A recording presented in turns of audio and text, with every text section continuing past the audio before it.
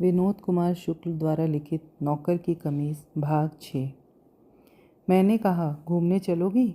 मैं सोचता हूँ जब भी मैं कुछ खरीदने बाज़ार जाऊँ तुम्हें भी साथ ले चलूँ। इससे तुमको बाज़ार करना आ जाएगा।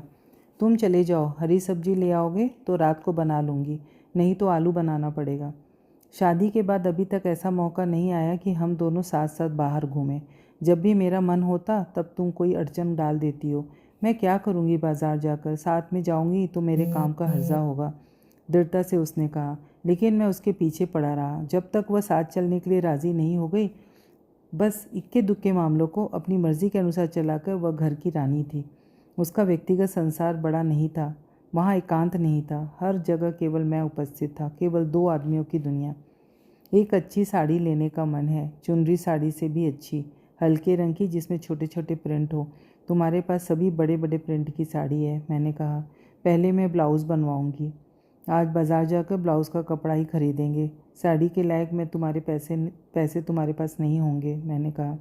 मेरे पास तो ब्लाउज़ के लायक भी पैसे नहीं हैं। पेटी के डिब्बे वाले रुपए निकाल लो। वे रुपए? चौंक कर वह खड़ी हो गई। बाज़ार से कुछ खरीदारी करने का उसका सारा उत्साह मर गया। पलटकर उसने पेटी की तरफ देखा जिसका ताला बंद था, चाबी उसकी कमर में घुसी थी। मुझे उस पर दया आई। उसके लिए कुछ खरीदने के लिए बहुत दिनों से मन हो रहा था, पर पैसे बचते नहीं थे। मेरा कोई फालतू खर्च नहीं था, सिवाय दफ्तर या कहीं और 1-2 कप चाय के।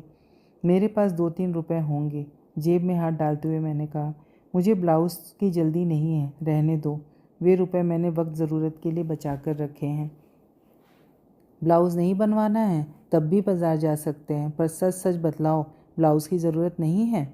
नहीं है। तुम जोर दे रहे थे तब मैंने साड़ी के बदले कम खर्च के लिए ब्लाउज़ की बात की, शांति से उसने कहा। वह ज़रूरत कौन सी है जिसके लिए तुम जमा किए हुए रुपए खर्च करोगी? मैं नहीं जानती। मैं जानता हूँ। जब हम लोगों पर एक आफ़त आएगी तब बचे हुए 15-20 रुपये से आफ़त दूर हो जाएगी। मैं नहीं जानती। तुम नहीं जानती तो चलो ब्लाउज़ बनवा लेते हैं।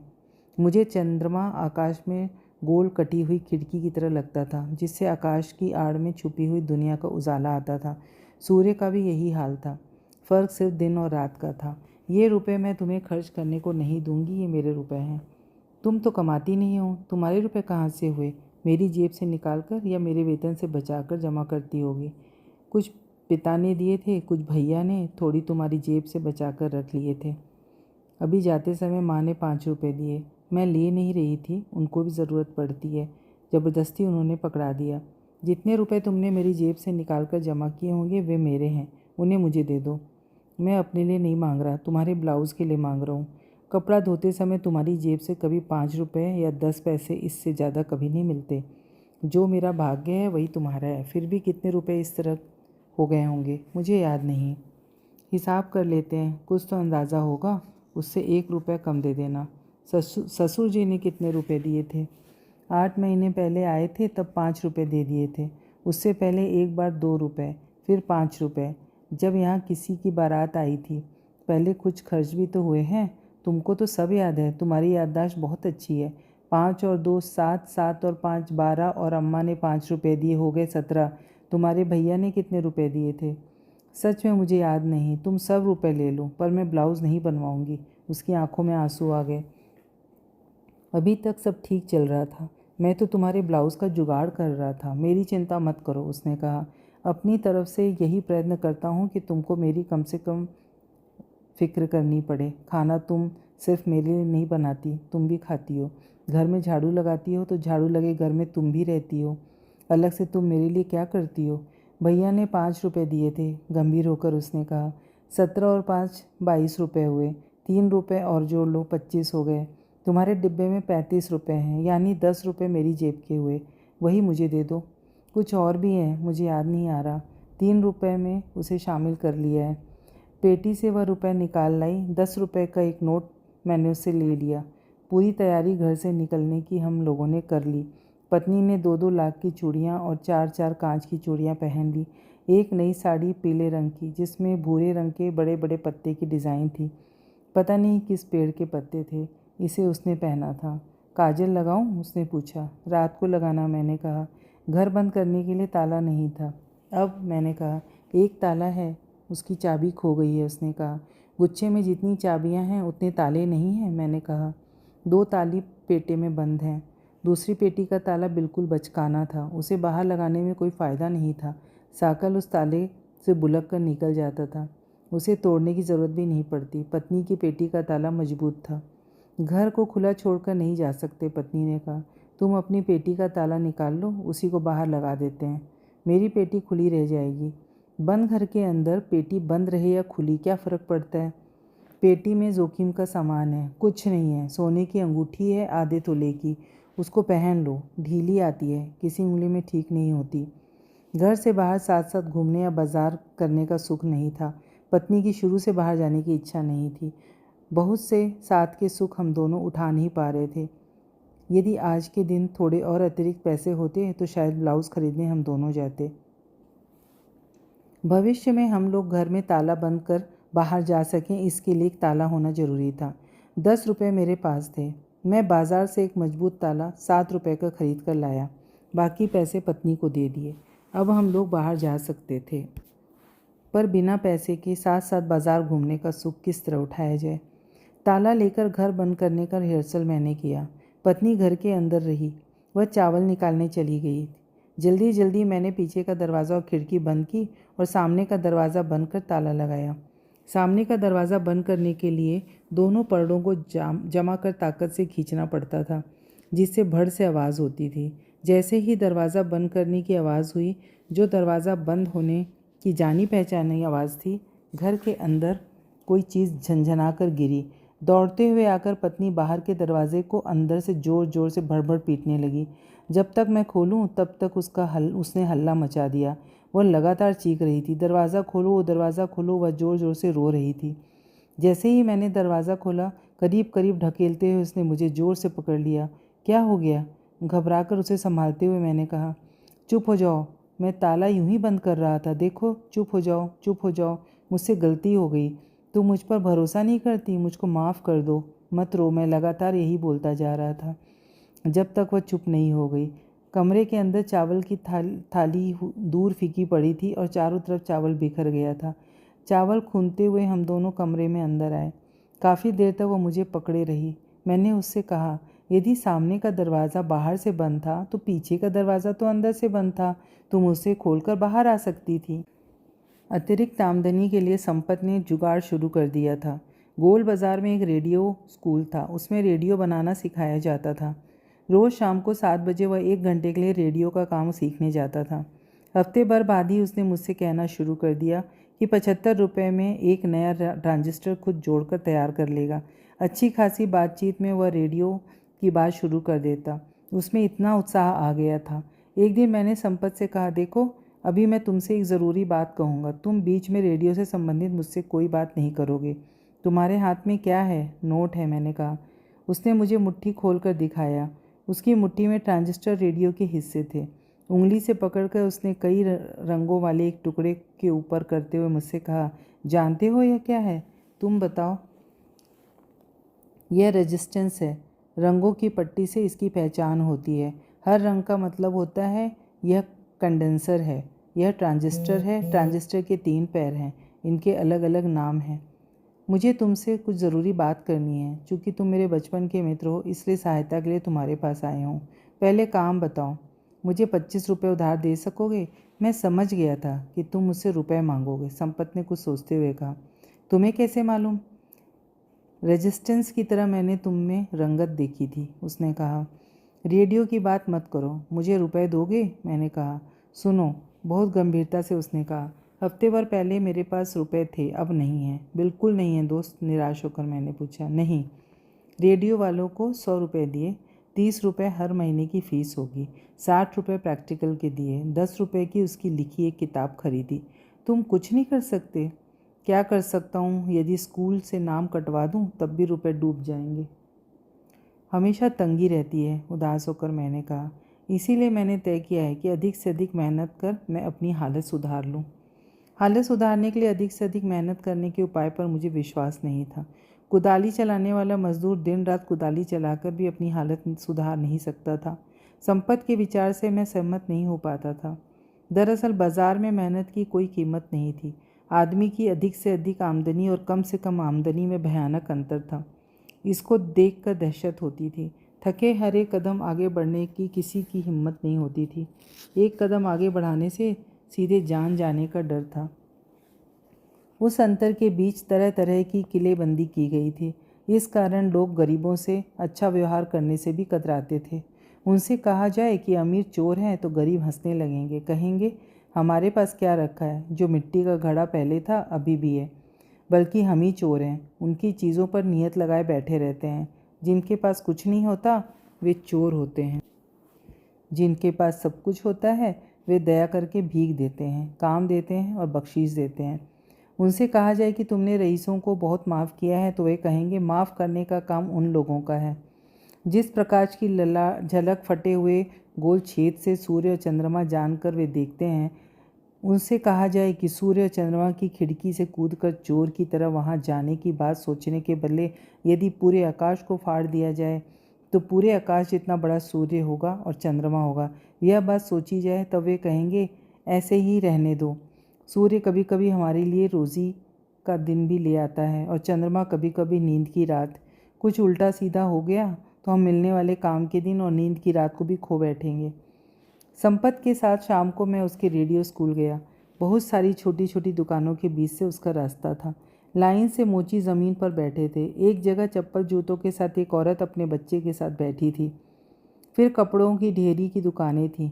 इनके बीच से दर्जियों की लाइन थी। एक पुरानी चाल के बरामदे में लाइन से दर्जी बैठे थे। दो दर्जियों की मशीन के बीच से एक आदमी के गुजरने लायक जगह थी, जिसके पीछे अग्रवाल रेडियो स्कूल लिखा था। दरवाज़ा खुला था। पूरा दरवाज़ा खुल नहीं सकता था। पूरा खोलने से उसे दर्जी को अड़चन होती, जिसका ऊपरी ओंठ कटा था। दरवाजे के सामने का बरामदा स्कूल के हिस्से में था। स्कूल के मालिक ने उसे जगह किराए से 3 दर्जियों को बैठा रखा था। जब हम दोनों दरवाज़ा खोलकर अंदर घुसने लगे तो ओंठ कटे दर्जी ने सिर उठाकर नाक के बल हूँ कहा। ओंठ कटे होने से 2 दांत मसूड़े की जड़ तक दिखाई देते थे। एक बड़ा कमरा था जिसकी छत बहुत नीची थी। छत से चिपके हुए सीलिंग पंखे लगे थे, फिर भी यदि धोखे से हाथ ऊपर उठ जाए तो पंखे से हाथ टकराता। 10-12 लोगों के लायक बैठने की जगह थी। सामने चौड़े टेबलों पर कीड़े मकोड़े की तरह लंबी टांगों वाले पुराने फालतू सामान टिन के डिब्बे में जगह जगह रखे थे। एक कोने में टूटे रेडियो का ढेर था। राल के जलने की गंध आ रही थी। दीवार में लाइन से 5 बल्ब जल रहे थे, जिनके नीचे बैठे 5 लोग बिजली की छड़ से हिस्सों को जोड़ने का काम सीख रहे थे। दीवार में एक काला बोर्ड था जिसमें सर्किट का चित्र बना था। मुझे आश्चर्य हुआ, मास्टर जी भी वहाँ काम सीख रहे हैं। उनकी पीठ मेरी तरफ थी। 50 साल की उम्र में उन्हें यह सब करते देख मैंने सोचा आने वाली बची ज़िंदगी के लिए उनमें बहुत उत्साह है। 2 व्यापारियों के लड़के बैठे थे, बाकी ऐसे ही लोग थे। इन 2 लड़कों को स्कूल का मालिक अपने पास बैठाकर बहुत लगन से पढ़ा रहा था। उसके पास मिठाई का डब्बा रखा था। संपत से मैंने कहा, अब तुम पढ़ो, मैं जाता हूँ। बाहर निकलते समय मैंने दरवाज़ा खोला। मुझे अंदाज़ा नहीं था कि दरवाज़ा खोलने के लिए कितनी ज़ोर से धक्का देना चाहिए। दरवाज़ा भड़ाक से होंठ कटे दर्जी की सिलाई मशीन से टकराया। दर्जी स्टूल से उठकर खड़ा हो गया। आंखें तरेर कर गुस्से से नाक के बल उसने कहा। मुझसे गलती हुई, मुझे मालूम नहीं था, कहता हुआ मैं निकल गया। जूते चप्पलों की दुकानों की लाइन से निकलने लगा तो मैंने देखा एक लड़का मुझे इशारे से बुला रहा था। मेरी ही उम्र का होगा या मुझसे 1-2 साल छोटा हो। कहिए, मैंने उससे पूछा। आप रेडियो स्कूल में भर्ती हो रहे हैं? उसने कहा। नहीं, मेरा दोस्त संपत भर्ती हुआ है। अभी मेरे पास रुपए नहीं हैं। जब हो जाएंगे तो मैं भी भर्ती हो जाऊंगा। मैं हर नए आदमी को ताकता रहता हूँ। स्कूल वालों ने मेरे साथ बेईमानी की है। मैंने अपने आपके दोस्त संपत को भी टोका होगा। क्या वह 7-8 दिन पहले भर्ती हुआ था, चेचक के दाग वाला लड़का? हाँ, वही संपत है। मैंने उसे भी बताया था, पर उसे मेरी बात समझ में नहीं आई। आपके साथ क्या हुआ है? मैंने पूछा। 3 महीने में रेडियो बनाना सीख जाऊंगा, यह सोचकर मैं भर्ती हुआ था। 8 महीने हो गए, अभी तक मुझ में आत्मविश्वास नहीं आया कि किसी के बिगड़े रेडियो को सुधार दूं। घर के बिगड़े रेडियो को छूने की हिम्मत नहीं होती कि और ख़राब हो जाएगा। एक गांव का मास्टर है, साल भर से ज़्यादा हो गया। 1-1 घंटे की यहाँ पढ़ाई होती है। 1 घंटे बाद दूसरे लोगों का समूह आएगा। सुबह 8 बजे से लेकर रात के 9 बजे तक यहाँ पढ़ाई होती है। वह पढ़ाता क्या है, थोड़ा सा बताकर खुद सीखने के लिए छोड़ देता है। कहीं चला जाएगा, घूम फिर कर आएगा, तब कुछ और बता देगा। उसका एक और साथी है, वह सामानों की देख रेख करता है और जो उसकी खुशामद करता है उसे थोड़ा बहुत बता देता है। यहाँ से सीख कर कोई नहीं जाता, सब छोड़ कर जाते हैं। यह कहकर वह दुकान के अंदर चला गया। वहाँ वह नौकर होगा। ज़िंदगी में कुछ करने वालों की कमी नहीं होती। ऐसे लोग बहुत आसानी से बेवकूफ़ बनते थे। मैं संपत से कहूँगा कि अगर वह कुछ सीख नहीं पाया तो अपनी स्थिति का विश्लेषण वह किस तरह करेगा। आश्चर्य था कि साहब को एक नौकर की ज़रूरत थी। नौकर की उन्हें कमी नहीं थी, पर बिना कमी के भी ज़रूरत होती रहती थी। जैसे बाई साहब के पास 50 साड़ियाँ हैं तो इसका मतलब है कि उनके पास 55 साड़ियाँ नहीं हैं। नंबर से ज़रूरत का हिसाब पूरा नहीं होता, नंबर से ज़रूरत का हिसाब कम पड़ता है। एक अच्छी चीज़ भी जो होती है वह किसी एक से बढ़कर होती है और एक से बढ़कर एक चीज़ें ख़त्म नहीं होती। नौकर अच्छा हो तो वह कीमती हो जाता था। दूसरों को ईर्ष्या होती थी कि वह मेरा नौकर नहीं है। अच्छे नौकर को साहब लोग बदली हो जाने पर अपने साथ ले जाना पसंद करते, पर अजनबी जगह जाकर या तो वह बिगड़ जाते थे या भागकर अपनी जगह चले जाते। साहब एक बार गर्मियों में नैनीताल नौकर को लेकर गए। हफ्ते भर में वह पहाड़ झील से घबरा गया और किसी तरह भागकर अपने घर आ गया। यह आम रिवाज था कि बड़ा आदमी अपने और दूसरों के बीच में एक समझदार नौकर जरूर रखेगा। बड़े आदमियों के आश्रित रिश्तेदारों के बीच में नौकर महत्वपूर्ण होते थे। जैसे डॉक्टर की विधवा बहन और डॉक्टर के बीच चौकीदार महत्वपूर्ण था। यदि उसे किसी चीज की जरूरत होती तो डॉक्टरनी से नौकर के जरिए भी कहलाने की उसकी हिम्मत नहीं होती थी। डॉक्टर से जो कुछ कहना होता वह चौकीदार से कहती। चौकीदार भूल जाता तो वह उसे और याद दिलाती। कभी चौकीदार मना कर देता था कि साहब गुस्सा होंगे। जब डॉक्टर की विधवा बहन को रुपए की जरूरत होती तब चौकीदार डॉक्टर से कहने के लिए जरूर मना कर देता था। तब वह चौकीदार की खुशामद करती फिरती। आखिर चौकीदार जाकर डॉक्टर से कहता, यदि 20 रुपए की जरूरत होती तो कटकर 5 रुपए ही मिलते। इस तरह बड़े लोग आश्रित रिश्तेदारों के बीच कभी बुरे नहीं बनते और झंझट को बीच में ही नौकरों से खत्म करवा देते। मेहरबानी घूम फिरकर दोहरी होती थी। एक यह कि जिस पर साहब मेहरबान होते उनका नौकर भी उस पर मेहरबान होता और जिस पर नौकर मेहरबान होता उस पर साहब भी मेहरबान होते। साहब के घर के लिए माल जमादार छांट कर 3 चपरासी भेजता था। बंगले के अहाते में साग सब्जी बोई जाती। पपीते और केले के झाड़ थे। 25-30 मुर्गियां थीं, 2 मुर्रा भैंसें थीं, एक जर्सी जाति की गाय थी। दूध साग सब्जी इतनी होती थी कि चपरासी घर घर जाकर बेचते थे। फिर भी साहब को एक साफ सुथरे नौकर की जरूरत थी। एक अच्छा नौकर परिवार में नौकर की तरह शामिल रहता था। जैसे परिवार में कौन है तो पति पत्नी, 2 लड़के, 1 लड़की और 1 नौकर। यह आदर्श परिवार था। साहब के बच्चे नहीं थे और एक अच्छा नौकर भी नहीं था। दोनों की कमी और दोनों का दुख अलग अलग था। पहले एक लड़का काम पर लगा था। खुले रंग के कारण साफ सुथरा और भला लगता था। जब वह काम पर आया तब वह कत्थई रंग की गंदी पैंट और किसी लंबे चौड़े आदमी की छींट वाली फटी बुशर्ट पहना था। बुशर्ट इतनी लंबी थी कि उसकी पैंट नहीं दिखती थी और एक बारगी धोखा होता था कि वह नंगा है। साहब ने उसके लिए मोटे सफेद कपड़े की एक कमीज सिलवा दी। दूसरे दिन कमीज गंदी होने के कारण उसे बहुत डांट पड़ी। साहब ने उसे तुरंत नहाने के लिए कमीज धोने के लिए कहा। बूट छाप कपड़ा धोने का साबुन लेकर बंगले के सामने म्यूनिसपैलिटी के नल पर वह गया। एक फटा अंगूछा पहनकर पहले उसने कमीज और पैंट को धोया, फिर सूखने के लिए उन्हें नल से थोड़ी दूर जमीन पर फैला दिया। इसके बाद वो खूब नहाया। वह कुछ ही दिन में सब काम समझ गया, जिससे बाई साहब को आराम मिला था। बाई साहब उससे खुश थी, पर थोड़ी सी भी कमीज गंदी होने के कारण उसे साहब से बहुत डांट पड़ती। एक दिन मालकिन ने साहब से कहा, मुझे इस पर दया आती है, काम करेगा तो इसके कपड़े गंदे होंगे, इसे इतना मत डांटा करिए। अपनी कमीज के बारे में वह लापरवाह नहीं था, पर कमीज बचाकर वह काम नहीं कर पाता था। इसीलिए भैंस गाय का गोबर उठाने के लिए पहले वह कमीज उतार दिया करता था। इसके बाद भी कमीज गंदी हो जाती थी। साहब को साफ सुथरे नौकर की सनक थी, पर बाई साहब संतुष्ट थी। एक बार नौकर की गलती के कारण नाराज हुए दूर के रिश्तेदारों की उन्होंने परवाह नहीं की। बाई साहब जानती थी कि साहब का चचेरा भाई नाराज होकर भी चचेरा भाई रहेगा, लेकिन नौकर नाराज हुआ तो नौकर नौकरी छोड़कर उनका नौकर नहीं रहेगा। जहां जहां बाई साहब नौकर को लेकर साथ जाती, वहीं उसकी फिक्र करती थी। फिर उसे चाय मिली या नहीं, खाने को कुछ मिला या नहीं। बढ़िया कांच का ग्लास उससे गिरकर टूट गया। बाई साहब ने उसे डांटा। जल्दी जल्दी कांच उठाते समय उसकी एक उंगली कट गई। घबराकर उसने अपनी कमीज से खून से लथपथ हाथ को पोंछ लिया। कांच फेंककर जब वो आया तो बूंद बूंद खून साफ सुथरे चमकते फर्श पर टपकता गया। खाना खाते खाते साहब की नजर उसकी कमीज पर गई। साहब ने उसे बहुत डांटा। भाई साहब ने मिट्टी के तेल में उंगली डुबोकर पट्टी बांध देने को कहा। दूसरे दिन साहब सुबह वो लड़का नहीं दिखा। रात को भाग गया, लेकिन कमीज वह छोड़ गया था। साफ सुथरी धुली कमीज नौकर खोली में रख गया था। कमीज को गंदी छोड़कर भागने की उसकी हिम्मत नहीं थी। उसका अपराध और बढ़ जाता। धुली कमीज को साहब ने महंगू से एक बार और धुलकर रखवा दिया। कुछ दिनों के बाद काम के लिए एक लड़का और लगा। यह लड़का बड़ी शिष्टता से काम करता था। अच्छे संभ्रांत लोगों के यहाँ काम किया हुआ लगता था। इसके तौर तरीके ठीक थे। साहब के लिए इसे एक व्यापारी ढूंढकर लाया था। साहब की पत्नी बहुत खुश हुई। उन्होंने साहब से कहा, बहुत समझदार नौकर मिला है, चाहें तो आप इंटरव्यू ले लीजिए।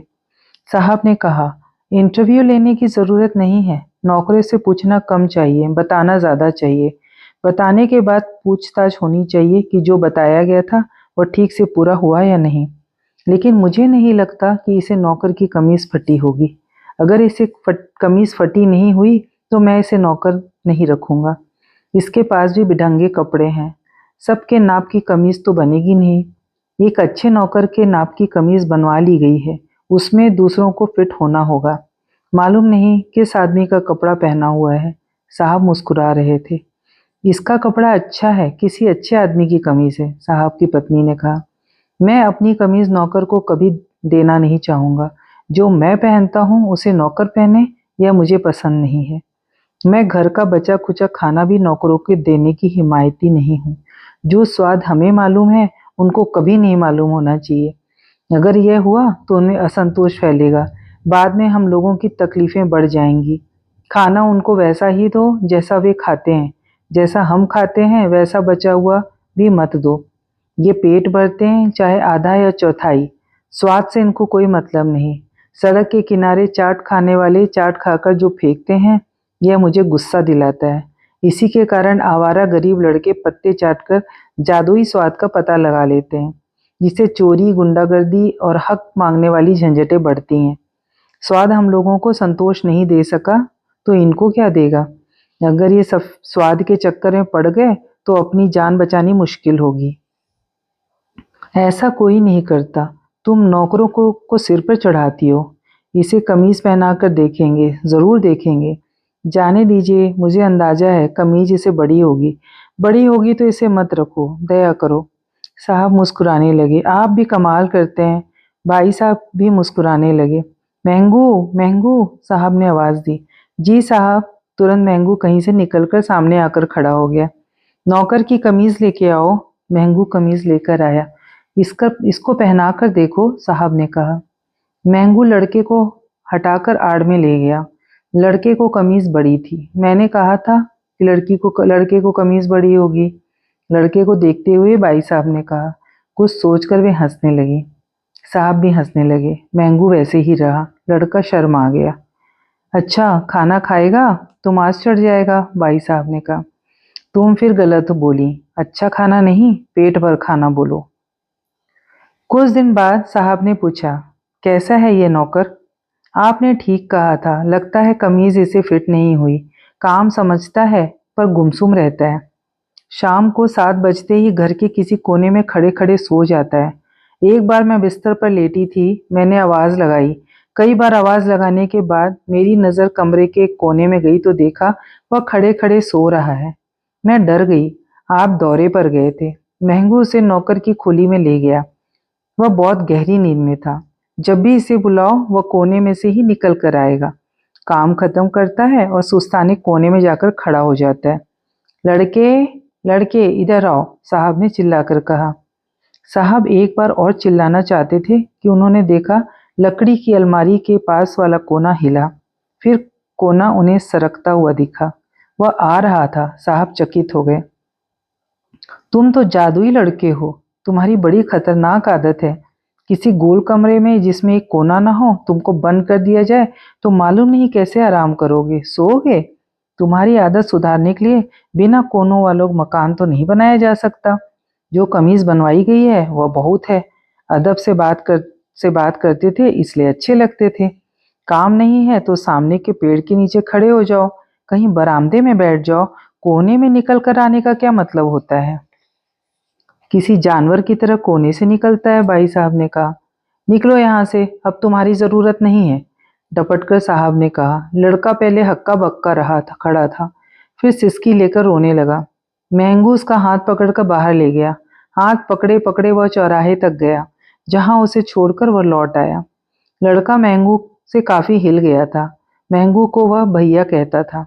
महंगू भी उसका ख्याल रखता था। दफ्तर में बाबुओं के बीच साहब के नौकर को ढूंढने की होड़ थी। उस नौकर को जिसे कोई नहीं जानता था, पर वह कहीं था जरूर। नौकर सभी अच्छे होते हैं, मगर बदमाश हुए तो हमारी गलती है। लेकिन साहब ने नौकर के लिए कमीज बनवा रखी है। जिसे कमीज फिट हो ऐसा नौकर ढूंढना है, बड़े बाबू ने कहा। बाबू अपने दफ्तर में कमीज किसको फिट हो सकती है? देवांगन बाबू ने पूछा। बड़े बाबू ने कहा, देखो, जिसको कहूंगा कि फिट होती है वही नाराज हो जाएगा। अगर हम लोग ईमानदार हैं तो चाहे मैं मोटा हूं या देवांगन बाबू दुबले हों, कमीज सबको फिट होगी। बहुत दिनों से कमीज बेकार पड़ी है। साहब की मजाक करने की आदत है। कहेंगे, बड़े बाबू आपको छील छाल कर देखे तो कमीज तुम्हारे लायक है। कैसी कमीज है? मैंने तो नहीं देखा। आप लोगों ने देखी है? मैं तो रोज देखता हूँ, बड़े बाबू ने कहा। मैंने अभी हाल में नौकरों में से किसी एक को सफेद कमीज पहने देखा है। शायद वही कमीज हो, देवांगन बाबू ने कहा। गौराहा बाबू, आपके पास भी सफेद कमीज है। कहीं साहब के यहाँ देवांगन बाबू ने आपको तो नहीं देखा था, बड़े बाबू ने कहा। देवांगन बाबू मुझको पहचानते हैं, गौराहा बाबू ने कहा। दूर से पहचान ना पाए हों, बड़े बाबू बोले। मुझे लगा जरूर था कि गौराहा बाबू हैं, पर उसका व्यवहार चपरासियों से भी गया बीता था, देवांगन बाबू ने कहा। क्या कर रहा था? मैंने पूछा। लॉन की घास छील रहा था, देवांगन बाबू बोले। हो सकता है, बड़े बाबू बोले। आप लोग भद्दी बात कह रहे हैं, गौराहा बाबू ने कहा। कौन उस कमीज को पहनकर देखना चाहता है? बड़े बाबू ने पूछा। अब कोई नहीं बोलेगा, सब लोग काम में लग गए। किसी को जबरदस्ती नहीं पहनाई जाएगी, उन्होंने कहा। हाँ, कोई किसी को जबरदस्ती पहनाकर नहीं देख सकता, मैंने कहा। जल्दी बताइए, बड़े बाबू बोले। सब चुपचाप थे। मैं भी चुपचाप अपने काम में लगा रहा। मन में थोड़ी दुखदुखी थी कि बड़े बाबू यहाँ न कहें, संतू बाबू, मैं जानता हूँ तुम एक अच्छे लड़के हो, अच्छे खानदान के। मेरे कहने से तुम एक बार कमीज पहनकर देख लो। काम तुम ईमानदारी से करते हो, साहब तुमसे खुश भी हैं, बड़े बाबू ने कहा। देवांगन बाबू, तुम पहनकर देख लो। आप मुझे सबसे हिम्मती दिखते हो। सबको बतला दो कि साहब की कमीज पहनने से कोई साहब नहीं हो जाता। नौकर की कमीज पहनने से भी कुछ नहीं होगा। और एक समझदार आदमी को दकियानुसी और अंधविश्वासी नहीं होना चाहिए। मुस्कुराते हुए देवांगन बाबू बोले। बड़े बाबू, मैं आपकी बात मानता हूँ। आप मुझे 3 साल से देख रहे हैं। मैं हमेशा बुशर्ट ही पहनता हूँ। किसी दिन आपने मुझे कमीज पहने हुए देखा है? हाँ, आप हमेशा बुशर्ट पहनते हैं, बड़े बाबू ने कहा। मैं भी बुशर्ट पहने हुए था, मैं खुश हुआ। तब देवांगन बाबू अचानक गंभीरता से कहने लगे, बड़े बाबू, कमीज का झंझट ही खत्म होना चाहिए। आप मोटे हैं, आप कमीज पहनिए, आपको फिट होगी नहीं। पहनने की भरसक कोशिश में पक्की बात है कि कमीज थोड़ा बहुत फट जाएगी। बाकी आप जबरदस्ती फाड़ दीजिएगा, किसी को पता नहीं चलेगा कि आपने जबरदस्ती कमीज फाड़ी है। तुम मेरी नौकरी खतरे में डालना चाहते हो? साहब की खुशामद ऐसी होनी चाहिए कि पता न चले कि खुशामद कर रहा है, तब तो कमाल है। जाहिर खुशामद बहुत से साहब लोगों को गुस्सा दिला देती है। अरे मैं मोटा आदमी किसी नौकर लड़के की कमीज पहनूंगा तो यह नंग धड़ंग दिखने वाली खुशामद तो होगी, साथ में बदतमीजी भी हो जाएगी। 20 साल की मेरी नौकरी हो गई। नौकरी ने मुझे काफी अक्ल दी है, इसलिए ठसके से अपनी कमीज ही पहनता हूँ। गौराहा बाबू, आप वहां बहुत जाते हैं। नौकर की खोली में एक टूल के ऊपर अखबार में लिपटी कमीज रखी होगी। किसी दिन उठाकर कैरियर में दबाकर ले आइए। यहाँ माल खाने की शराब उड़ेलकर आग लगा देंगे, देवांगन बाबू ने कहा। आपकी इन्हीं हरकतों से साहब आपको अच्छी तरह पहचान गए हैं। मुझको दोष मत देना। किसी दिन फंस जाएंगे। सीधे साधे गौराहा बाबू को क्यों फंसाते हैं? क्या आप साहब के घर नहीं जाते? साहब के बंगले पर जाने के लिए बहाने की जरूरत नहीं है। इतना बड़ा बंगला और इतना बड़ा दफ्तर, कुछ न कुछ काम लगा रहता है। आप ही जाकर कमीज चुरा लाइए। मेरा ख्याल है महंगू से खोद खोद कर आप बंगले की अंदरूनी खबर लेते हैं। महंगू तो खुद गहराई तक खुदा हुआ कूड़े का गड्ढा है। अब वह इस स्थिति में पहुंच गया है कि मरने ही वाला है। साहब, लोगों की बरसों की गंदगी उसमें सड़ रही है। वह ज्यादा दिन नहीं जिएगा। पूरा भरा कि पूरा मरा? कैसे नहीं जिएगा भाई? उस गरीब को क्यों कोसते हो? उसकी लंबी उम्र है, नाम लेते ही आ रहा है, गौराहा बाबू ने कहा। गौराहा बाबू, उसको बुलाना तो, बड़े बाबू बोले। आप ही की तरफ आ रहा है। बंगले से साहब की कोई खबर लाया होगा, देवांगन बाबू ने कहा। कमरे में घुसते ही महंगू ने सबसे पहले बड़े बाबू को, फिर बारी बारी से सबको राम राम साहब कहा। बड़े बाबू को महंगू ने एक कागज पकड़ा दिया। साहब हमेशा पीले रंग का कागज अपने लिए उपयोग करते थे और दस्तखत हरी स्याही से करते थे। बहुत छोटा दस्तखत। दूसरों को पीले कागज और हरी स्याही का उपयोग की मनाही थी। महंगू बड़े बाबू के कान में धीरे से फुसफुसाया। जवाब में बड़े बाबू ने कहा, शाम को लेकर आऊंगा। महंगू सिर हिलाकर चला गया। महंगू की खाली टोपी जब नीचे खिसकती थी तो बाईं तरफ बाईं आंख के बिल्कुल करीब आकर ठहर जाती थी। उसके दाहिने कान में 5 पैसे और 10 पैसे या 25 पैसे का सिक्का इस तरह घुसा रहता था कि गिरता ही नहीं था। दाहिने कान के ऊपर माचिस की 2-4 काड़ी और बीड़ी घुसी रहती। साहब ने हर हालत में आज नौकर ढूंढकर लाने को कहा। एक बात है, साहब मजाक करते हैं तो लगता है गुस्सा है, और गुस्सा करते हैं तो लगता है मजाक कर रहे हैं, बड़े बाबू ने कहा। महंगू अमर है, देवांगन बाबू ने कंधे उचकाते हुए कहा। जब वह पैदा हुआ था तब वह जमाने में महंगाई रही होगी, इसीलिए इसका नाम महंगू पड़ा। महंगाई कभी खत्म नहीं होगी, इसीलिए मरते समय भी वह ऐसा लगेगा जैसे अभी अभी पैदा हुआ है, देवांगन बाबू ने कहा। महंगाई जरूर खत्म होगी, महंगू भी मरेगा, मैंने कहा। महंगू मरेगा, पर महंगू की जगह कभी नहीं मरेगी, गौराहा बाबू बोले। महंगू की खाली जगह पर दुकालू आएगा, फिर तुकालू आएगा। अब जब वह पैदा हुआ था तो दुकालू था, इसलिए माँ बाप ने प्यार से नहीं तकलीफ से उसका नाम दुकालू रखा। कार्यालय के बिल्कुल पास एक कैंटीन था। करीब 1 बजे कैंटीन का लड़का नियम से चाय लेकर आता था। कैंटीन के लड़के की शक्ल घिनही थी। मैल की परत साफ साफ उसके चेहरे पर मालूम होती थी। उसकी पैंट पीछे से हमेशा पानी से गीली रहती थी। जब वह खाली कप प्लेट लेकर जाने लगा तो बड़े बाबू ने थोड़ा रौब से कहा, कितने रुपए मिलते हैं होटल में? 2 रुपया महीना। सुबह दोपहर शाम चाय नाश्ता दोनों टाइम का खाना, लड़के ने फटाक से जवाब दिया।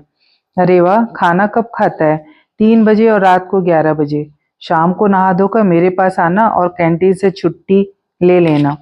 तेरे मालिक से मैं बात कर लूंगा। हमारे साहब को नौकर की जरूरत है, वहां काम करेगा? करूंगा, उत्साह से उसने कहा। 5 बजे आना, जाओ। लड़के के जाने के बाद मैंने कहा, साहब के घर के लायक ये लड़का रत्ती भर भी नहीं है। मैं जानता हूँ, लेकिन मुझको अपनी जान बचानी है। कहने को तो होगा कि बड़े बाबू कुछ कर रहे हैं। संतू बाबू तुम भी साथ ही आना। लड़का अपनी साइकिल पर बैठ जाएगा। डबल चलाते मुझे बनेगा नहीं, मोटा हूँ, हाइड्रोसिल हर्निया सब कुछ है। ठीक है, सिर हिलाकर मैंने कहा। परंतु साहब के घर जाने की मेरी इच्छा नहीं थी। मैंने देखा मेरे ठीक है कहते हुए देवांगन बाबू का चेहरा उतर गया था और गौराहा बाबू दयनीय और उदास थे। 5 बजते ही सब लोग जल्दी जल्दी दफ्तर छोड़कर चले गए।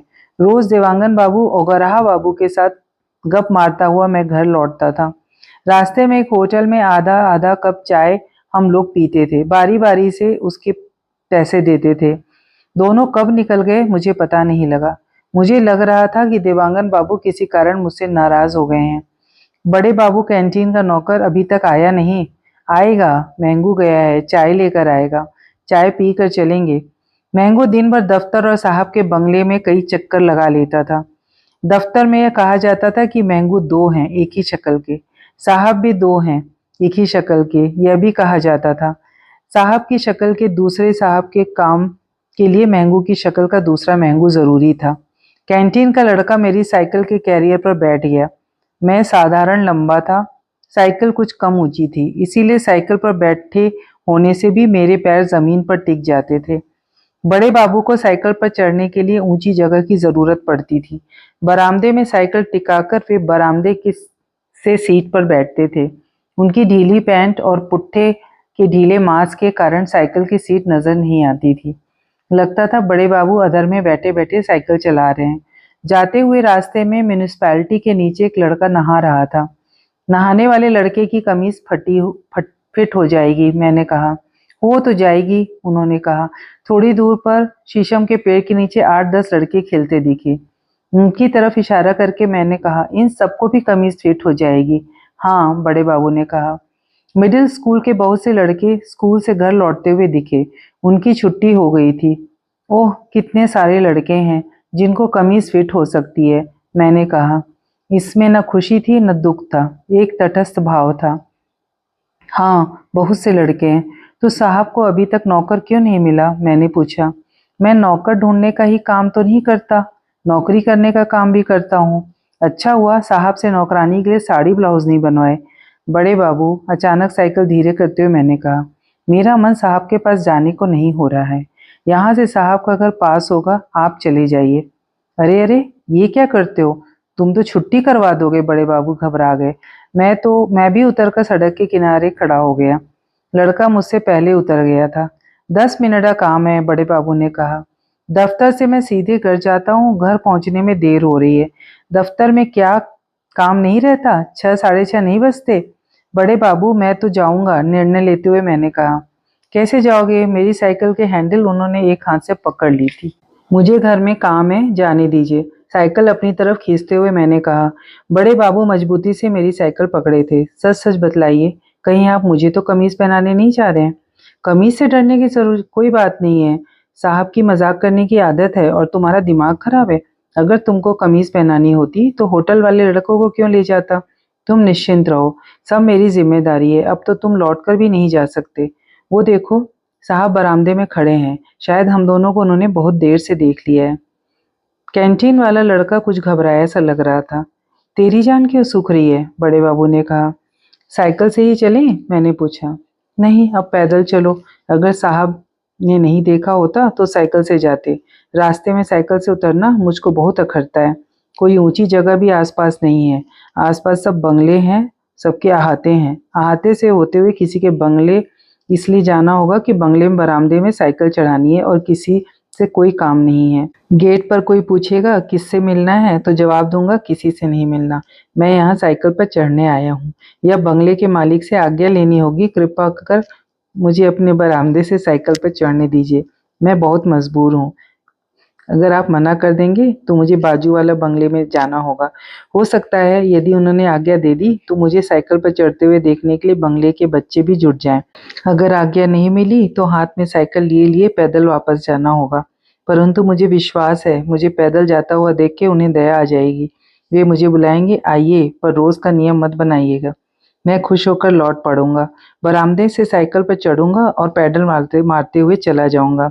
बड़े बाबू ने कहा। मैंने कहा, आपकी तो हिम्मत हो जाती है। यदि मैं आपकी जगह होता तो मुझे पूछने में डर लगता। सैकड़ों मील तक बंगले ही बंगले होते तो मुझे इन सब से दूर अपने घर हाथ में साइकिल लिए लिए जाना पड़ता। ना मालूम कितने दिनों बाद घर में पहुंचता। तुम्हारा स्वभाव अच्छा है, सीधे साधे आदमी हो, बड़े बाबू ने कहा। जब बंगले के अंदर घुसने लगे तो बड़े बाबू ने धीरे से पूछा, क्यों रे, डर तो नहीं लग रहा है? मुझे क्यों डर लगेगा, मैंने जवाब दिया। यह जवाब बड़े बाबू को कम, अपने को ज्यादा दिया गया था। थोड़ी घबराहट तो हो रही थी। आपसे नहीं, कैंटीन वाले लड़के से कह रहा था। आप क्यों डरेंगे, आप बहादुर आदमी हैं। मुझे तो साहब से डर लगता है, कब किस बात पर नाराज हो जाएं, मालूम नहीं। साहब के पास पहुंचते पहुंचते बड़े बाबू ने उनको नमस्कार किया। उन्होंने मुझे नमस्कार करते हुए नहीं देखा था, इसलिए मैंने दोबारा नमस्कार किया। तब उन्होंने मेरे नमस्कार का जवाब दिया। हम दोनों ने साइकिलें अहाते के पास खड़ी कर दी थी। बड़े बाबू मुझसे आगे थे। सबसे पीछे कैंटीन का लड़का था। आओ बड़े बाबू आओ, मैं तुम्हारी राह देख रहा था। मुझे अभी जल्दी जाना है, कुछ देर पहले आना था। मैंगो नौकर की कमीज लेकर आओ। साहब बरामदे में कुर्सी पर बैठ गए, अंग्रेजी का अखबार उठाकर उन्हें देखने लगे। मैं सोच रहा था महंगू कब इधर से इतनी जल्दी आ गया। हम लोगों को रास्ते में नहीं दिखा था। नौकर की कमीज एक सांचा था जिसे आदर्श नौकरों की पहचान होती। दोनों हाथों में कमीज रखे महंगू इस तरह मेरे सामने आकर खड़ा हो गया जैसे मुझे ही कमीज पहननी हो। मैं चौंक कर थोड़ा पीछे हट गया। नहीं, मुझे नहीं, कैंटीन के लड़के को कमीज पहननी है, फुसफुसाते हुए मैंने महंगू से कहा। कैंटीन के लड़के की तरफ इशारा करते हुए एक तरफ हट गया, जिससे कैंटीन का लड़का सामने आ गया और साहब की नज़र उस पर पड़ी। बड़े बाबू, यह लड़का तो बिल्कुल बेकार है, किसे पकड़ लाए? साहब ने माथे पर बल देते हुए कहा। तुम्हारी अकल भी मोटी है बड़े बाबू, यह क्या काम करेगा? मुझे कायदे वाला लड़का चाहिए, भागो यहाँ से, डांट कर साहब ने कहा। भागो, जल्दी भागो, बड़े बाबू ने भी गुस्से से कहा। लड़का जैसे पहले से तैयार था, सुनते ही इतनी तेजी से भागा कि थोड़ी देर में वह चौराहे तक पहुंच गया। चौराहे में रुका, पलटकर बंगले की तरफ देखा और फिर तेजी से भागा। मुझे लगा कि पलटकर शायद उसने हमें लोगों की तरफ अंगूठा दिखाकर कोई गंदा इशारा किया था। शायद ना भी किया हो। साहब उसकी दौड़ देखकर हंसने लगे थे। महंगू उसी तरह मेरे सामने खड़ा था। जब दूसरी आज्ञा मिलेगी तो उसमें जान आएगी और महंगू हरकत करेगा। मैंने साहब और बड़े बाबू का ध्यान बांटा देखकर चुपके से महंगू से कहा, महंगू कमीज अंदर ले जाओ। परंतु महंगू बेअसर रहा। मैंने धीरे से कहा था तो भी बड़े बाबू ने मेरी बात सुन ली थी। साहब, महंगू संतू बाबू के सामने ऐसे खड़ा है जैसे कमीज इन्हीं को पहननी है। बड़े बाबू खुशामद की हंसी हंसते हुए बोले। साहब भी मुस्कुराए। क्यों, क्या हो गया? संतू बाबू ही कमीज पहन ले, इनको तो ठीक आएगी। कह नहीं सकता साहब, शायद छोटी हो। छोटी नहीं होगी। फिर साहब ने महंगू से गंभीर होकर कहा, तुम दोनों कमीज पहनने में संतू की सहायता करो। जी साहब, बड़े बाबू तुरंत बोले। सर, मैं कमीज नहीं पहनूंगा, बुशर्ट तो मैं पहना हूँ। बोलते बोलते मेरी जबान लड़खड़ा रही थी। तब तक बड़े बाबू ने मेरा हाथ पकड़ लिया था। महंगू चौकस होकर मेरे पास आ गया। संतू बाबू का चेहरा कितना लाल हो गया है सर, इनके हाथ पैर भी कांप रहे हैं, पसीना पसीना हो रहा है, बड़े बाबू ने कहा। इसमें परेशानी की क्या बात है? साहब ने आश्चर्य से कहा। क्या मैं डर रहा था? मेरी हथेली पसीने से तर हो गई थी, हाथ पैर कांप रहे थे। मैं जोर लगाकर कपकपाहट को रोकना चाहता था। क्या मैं बच नहीं सकता था? मैंने सड़क की तरफ देखा, केवल इक्का दुक्का लोग दिख रहे थे। तभी बड़े बाबू ने और मजबूती से मेरा हाथ पकड़ लिया। मुझे तिल्ली के तेल की गंध आई और महंगू का तेल से चुपड़ा सिर मेरे पास आ गया था। यद्यपि वो मेरे पीछे खड़ा था, पर मैं जानता था कि थोड़ा भी मैं हिलूंगा तो यह सोचकर कि मैं भागने वाला हूँ, वह मुझे पूरी ताकत से पकड़ लेगा। शेष अगले भाग में।